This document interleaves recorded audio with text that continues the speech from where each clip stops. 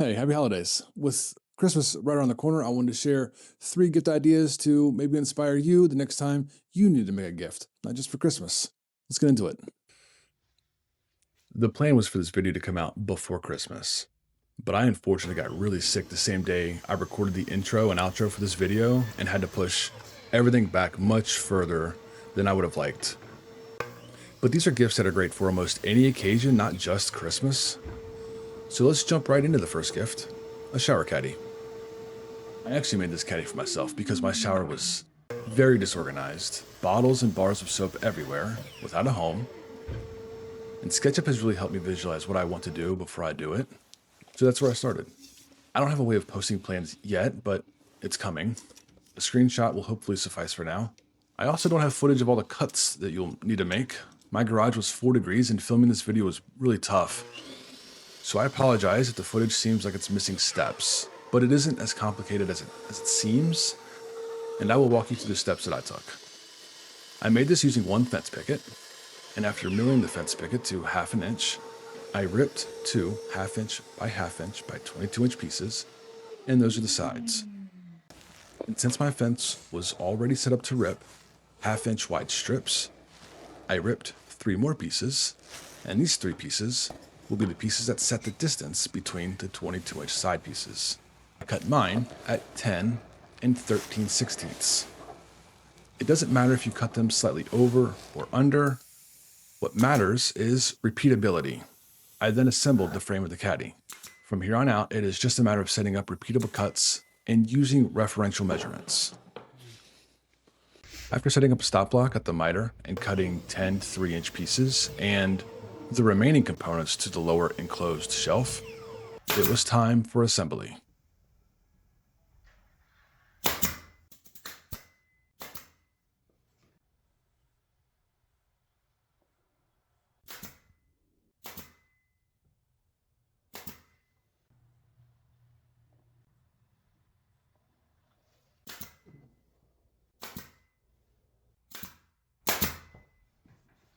This is what is meant by referential measuring. The piece I am measuring for will sit in between these pieces. The methodology is the same for the whole build. I had to move inside because the glue was starting to be affected by the cold. And with that, let's pick things up just a little bit.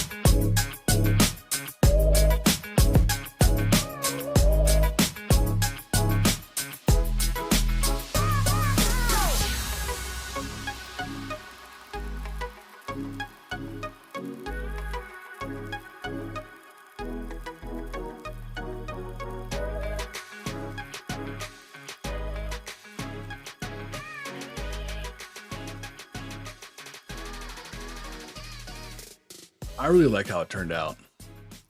I didn't bother filling pin nail holes. I use this as a prototype, and I'm working on a design that uses half flaps and through joinery. I felt like I didn't make the side pieces long enough.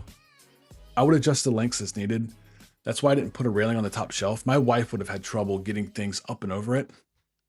Let's move on to gift number 2. My father-in-law enjoys cigars, and he just screened in his back deck, so needing to ash his cigars became a problem. He also didn't have a great way to put his cigars down if he wanted a break from holding it. When I was at my local woodcraft, I found this gorgeous 8x8x2 piece of canalete, and I knew it would be perfect for a cigar ashtray.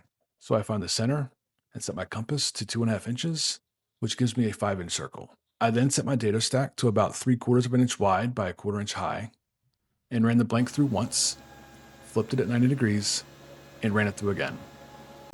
This can be done using a single blade, but it will obviously take a little bit longer. I use a 1-inch Forstner bit at the drill press to remove the bulk of the material. The depth is kind of arbitrary and up to personal taste. I don't remember what my final depth was, but during the step I stopped 1/4 of an inch shy to leave room for the router to clean up the holes in the bottom left behind by the Forstner bit. Using a spiral upcut bit, I freehanded as much of the cleanup as I could and got as close to the walls of the tray as I felt comfortable getting. An auxiliary base let me reach the center of the tray, and a template lets me flush up the walls. Burnishing the center keeps the wood from scorching and the ash from sticking, and these mandrels make short work of sanding up to 1000 grit.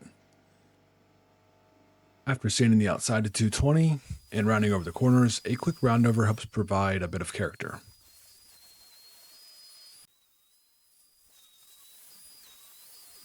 After a bit more sanding, it was time for finish.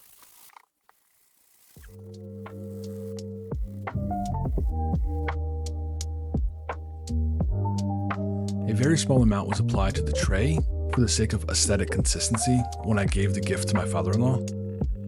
The heat from the cigar embers will most likely remove it anyway. The inside got burnished, so finishing isn't necessary. The outside got a healthy coat of finish and wax though.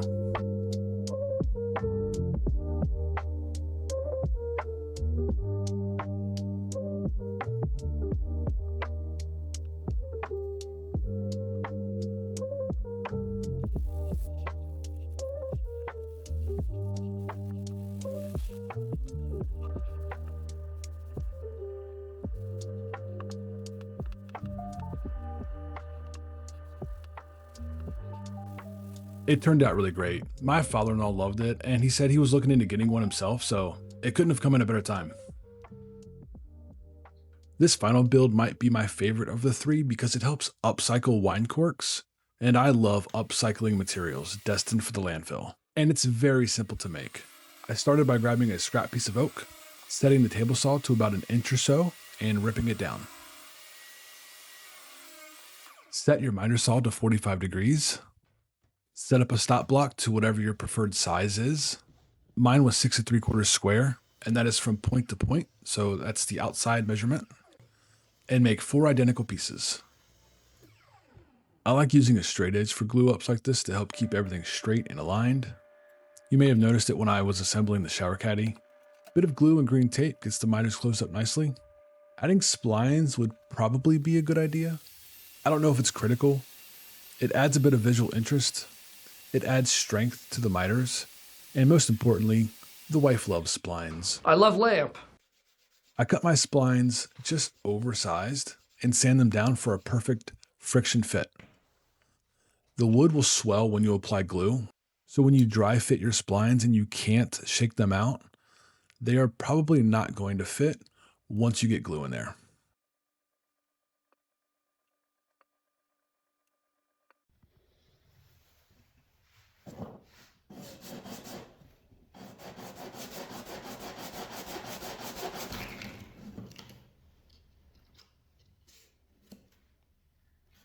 Well, that lasts long, didn't it? God. After a brief trip to the store and a bit of sanding off camera, it was time to make our rabbet for the bottom panel. I'm using the Rockler rabbeting bit.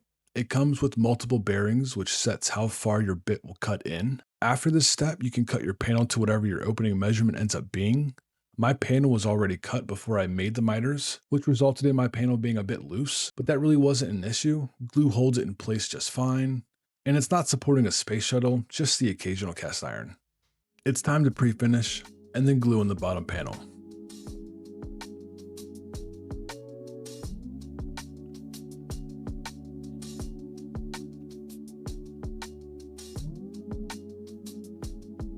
Once the panel was dry, I measured out some cork and glued that on top of the plywood.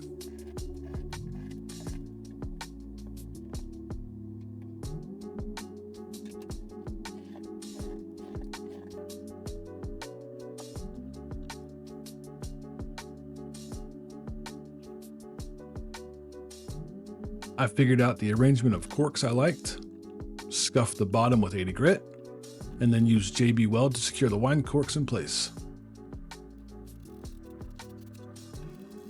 Left it to fully cure for 72 hours, put feet on the bottom to allow heat to escape, and that's it. A lovely trivet using scrap wood and upcycled materials. Let me know in the comments which one tickled your fancy the most, what you would have done differently, or share what gifts you made this year. There we have it. 3 gift ideas that are perfect for many different occasions, not just Christmas. So hopefully you get inspired next time that you need to make something for somebody. If you could, on your way out, hit the like button, subscribe, leave a comment down below, and I'll see you in the next one. Happy holidays.